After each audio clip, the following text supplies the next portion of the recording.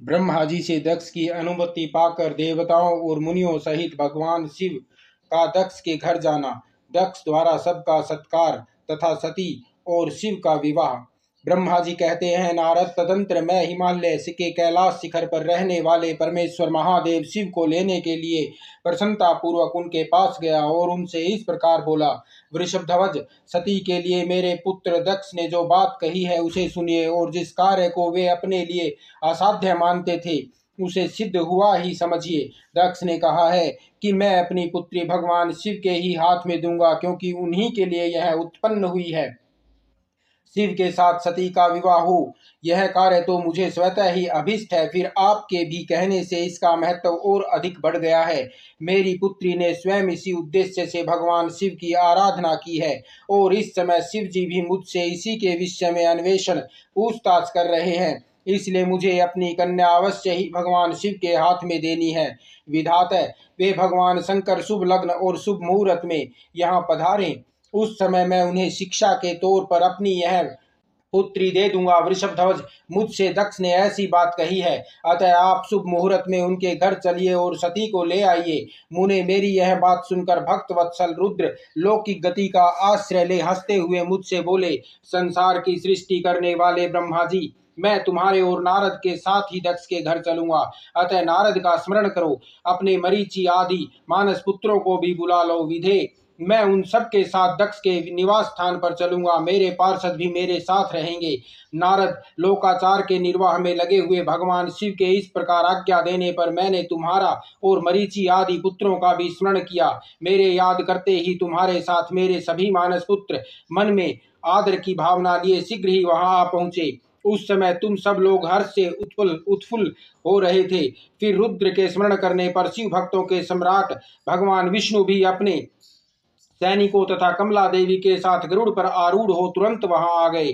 तदंतर चैत्र मास के शुक्ल पक्ष की त्रयोदशी तिथि में रविवार को पूर्वा फागुनी नक्षत्र में मुझ ब्रह्मा और विष्णु आदि समस्त देवताओं के साथ महेश्वर ने विवाह के लिए यात्रा की।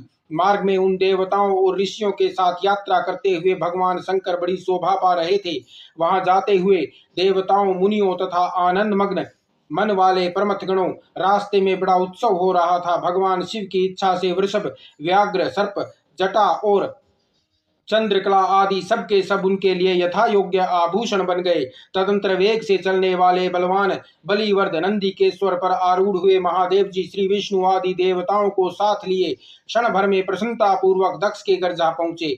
वहां विनित चित्त वाले प्रजापति दक्ष समस्त आत्मयजनों के साथ भगवान शिव की अगवानी के लिए उनके सामने आए।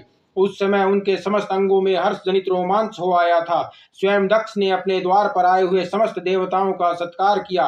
वे सब लोग सूर श्रेष्ठ शिव को बिठाकर उनके पार्श्व भाग में स्वयं भी मुनियों के साथ क्रमशः बैठ गए। इसके बाद दक्ष ने मुनियों सहित समस्त देवताओं की परिक्रमा की और उन सब के साथ भगवान शिव को घर के भीतर ले आए। उस समय दक्ष के मन में बड़ी प्रसन्नता थी। उन्होंने सर्वेश्वर शिव को उत्तम आसन देकर स्वयं ही विधि पूर्वक उसका पूजन किया। तत्पश्चात श्री विष्णु का, मेरा, ब्राह्मणों का, देवताओं का और समस्त शिव गणों का भी यथोचित विधि से उत्तम भक्ति भाव के साथ पूजन किया। इस तरह पूजनीय पुरुषों तथा अन्य लोगों सहित उन सब का यथोचित आदर सत्कार करके दक्ष ने मेरे मानस पुत्र मरीचि आदि मुनियों के साथ आवश्यक सलाह की। इसके बाद मेरे पुत्र दक्ष ने मुझ पिता से मेरे चरणों में प्रणाम करके प्रसन्नता पूर्वक कहा, प्रभु, आप ही वैवाहिक कार्य कराएं। तब मैं भी हर्ष भरे हृदय से बहुत अच्छा कहकर उठा और वह सारा कार्य कराने लगा। तदंतर ग्रहों के बल से युक्त शुभ लग्न और मुहूर्त में दक्ष ने धर्ष पूर्वक अपनी पुत्री सती का हाथ भगवान शंकर के हाथ में दे दिया। उस समय हर्ष से भरे हुए भगवान वृषभध्वज ने भी वैवाहिक विधि से सुंदरी दक्ष कन्या का पाणी ग्रहण किया। फिर मैंने, श्रीहरि ने, तुम तथा अन्य मुनियों ने, देवताओं ने और परमथों ने भगवान शिव को प्रणाम किया और सबने नाना प्रकार की स्तुतियों द्वारा उन्हें संतुष्ट किया। उस समय नाच गाने के साथ महान उत्सव मनाया गया। समस्त देवताओं और मुनियों को बड़ा आनंद प्राप्त हुआ। भगवान शिव के लिए कन्यादान करके मेरे पुत्र दक्ष कृतार्थ हो गए। शिवा और शिव प्रसन्न हुए तथा सारा संसार मंगल का निकेतन बन गया।